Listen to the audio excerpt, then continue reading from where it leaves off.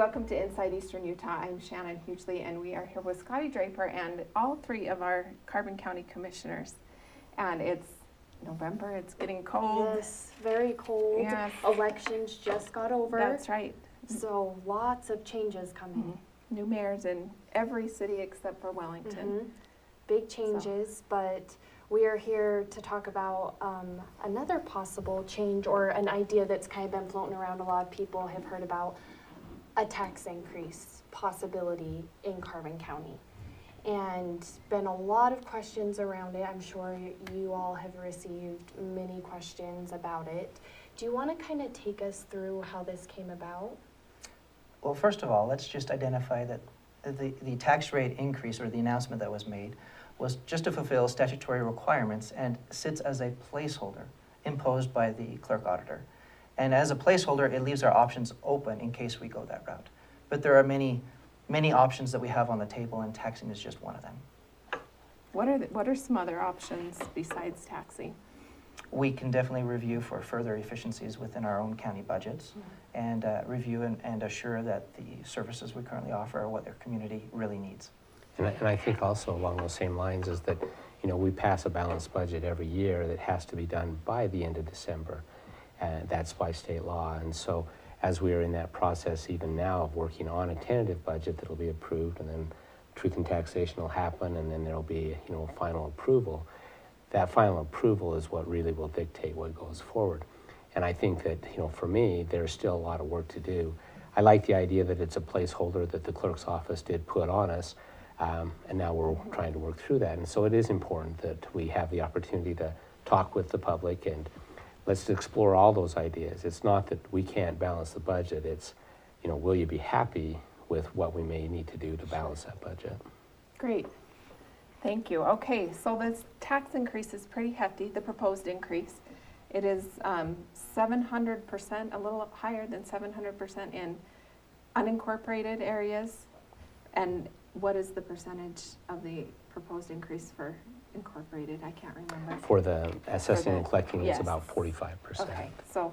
And what do those different percentages mean? I think people might have questions. What does it mean unincorporated? And which one would affect me, or would they both affect me? Right. And I think that that's probably really been most of the phone calls I get are how does this affect me? And so we'll talk in a lot more detail in our open houses and answer questions. But from my point of view, let's talk about the Municipal Services Fund. That covers only those who live in the unincorporated county or outside the city boundaries. So if you live in Price, Helper, Wellington, East Carbon, Schofield, that particular tax does not apply to you, which is the 700% proposed one. And the assessing and collecting tax then applies to everybody, because that's a county-wide tax. Okay.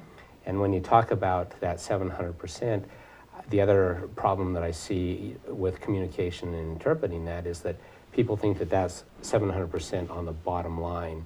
I like to liken it to a grocery list. If you're going shopping and you're picking up milk, eggs, bread, fruit, and whatever else, this is an increase in the milk price. It's not an increase in the entire bottom line of your grocery bill or the tax bill. And so that 700%, the state requires those percentages to be in there because guess what? It catches everybody's attention. Yes, it does. Including a commissioner that says, what is this? And there's a lot of information that we can show comparisons of what that really means. And I don't know that we have time to get into all that, but sure. we have that information available. So I hope that helps. I don't know, commissioners, if that... I guess the one thing that would be helpful is to understand that the Municipal Services Fund only brings in, and I say only, but it brings in $300,000. So an increase of 700% on $300,000 would bring it to about $2 million.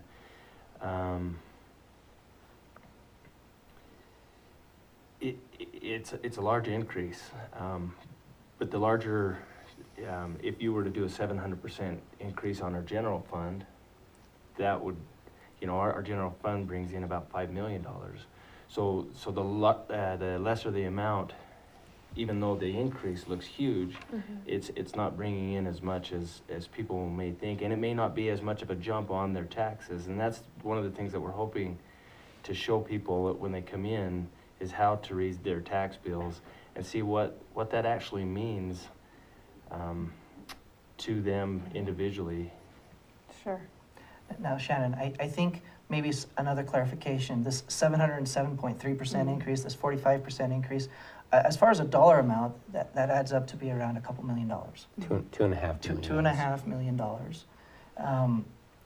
Choosing, on your receipts, if fruits and vegetables are increasing in expenses, that at the end of the day, what this truth in taxation announcement means is that there's a discrepancy between what we bring in revenues currently because of the loss of some of the mineral royalties and some other expenses.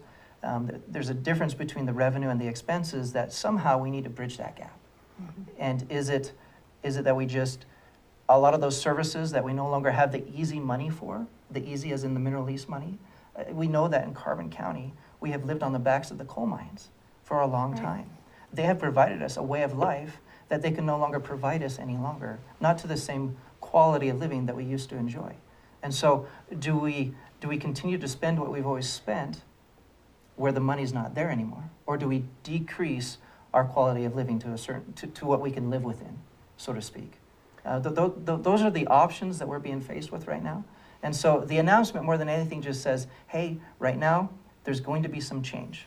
We have a lot of options on the table. There's a placeholder for tax increases, but there are other options to consider as well. And that's kind of the process we're going through. We're trying to get a lot of public input, some feedback, to understand really, as the representatives for the county, what would be the best decision. It's not an increase for new services, for raises in programs, anything like that. Matter of fact, it's the opposite of that. It's maintaining what we currently provide. Right. And so that has to be part of that discussion. And can one of you explain, I know a lot of people have relied on the mining industry not only for jobs in their personal lives, but I don't think they might have realized how much money the county was receiving in those mineral funds. Can you tell us a bit how that's changed over the few years, what we were kind of looking at in our peak and now what the county is receiving? Commissioner Hope sits on the Special Service District, and The numbers have been declining since 2008. In 2008, the Special Service District brought in over $10 million, and it kind of fluctuates as the price of coal goes up or the contracts get renewed. The other thing that plays into, it's not just coal, it's also the natural gas and the oil that's produced in our county. The price of natural gas dropped dramatically. And that impacted not only our economy, but also the amount of mineral money that comes into our community. So when those dropped, we've been seeing a steady decrease in those since 2012. So in 2012, the Special Service District brought in just over $8 million. And this year we're budgeting to bring in about 3.5. And most of that money, not all of it, but a lot of that money has been given to the county to offset the cost of buying equipment, building soccer fields, or whatever it is that they've used that money to offset our direct costs and help us. So as those monies have decreased, so have our options to be able to pay for some of the equipment, some of the things that we do need.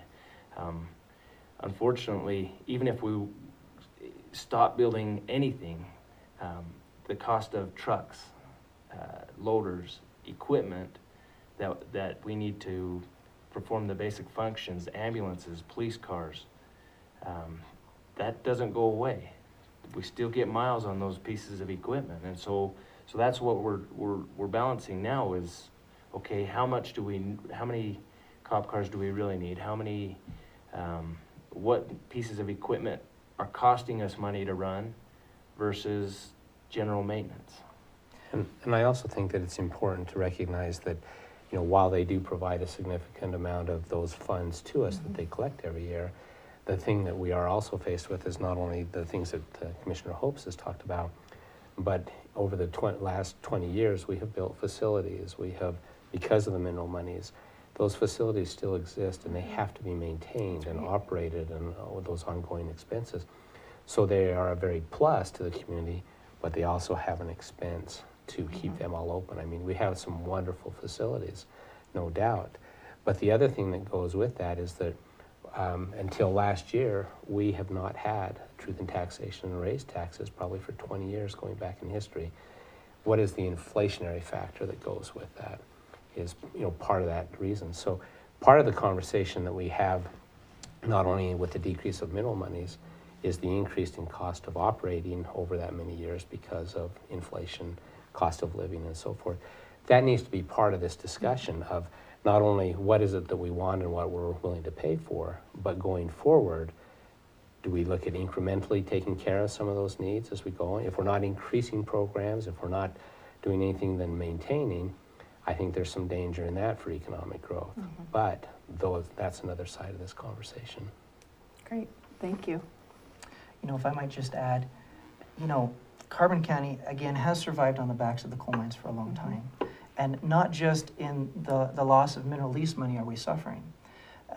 With centrally assessed taxes, we've been able to be benefited by having these large companies, these large facilities here within our county. And at one point in time, there were 15 coal mines here. Now there are only 2. When these larger businesses paid centrally assessed taxes, that lowered the tax rate for all of us citizens that lived here. Right. And as they have gone away, you've probably noticed every year on your taxes, as centrally assessed decreases, the amount that you pay, even though your tax rate remains the same, even though the county has not raised your taxes, or anybody else, just because essentially assessed taxes have gone down for some of these companies, or these companies have gone out of town or been decommissioned as our past power plant has, well, that difference has to be made up on the backs of every homeowner here in the county. Or property owner. Or property owner, yes. And so incrementally, as we have benefited and have enjoyed a low property tax rate or low property tax amount here as citizens in our county, we are having to make up that individually as these large corporations and businesses are unable to operate here in our area or because their taxes are assessed at a lower rate. And their taxes are assessed at a lower rate because of depreciation and their appeals to the State Tax Commission. It's all the major utilities, and it's those things that cross county, state lines that are in that essentially assessed. It's quite a list. Yeah. It's the biggest amount of taxes that the county collects is through centrally assessed, or has been in the past. Okay. Well, that's a lot of Yeah, it is. information. We're going to come back and pick it apart a little bit more so that our viewers can get a bigger taste about what this might mean for them. So stick with us. We're going to be back in a few minutes on Inside Eastern Utah.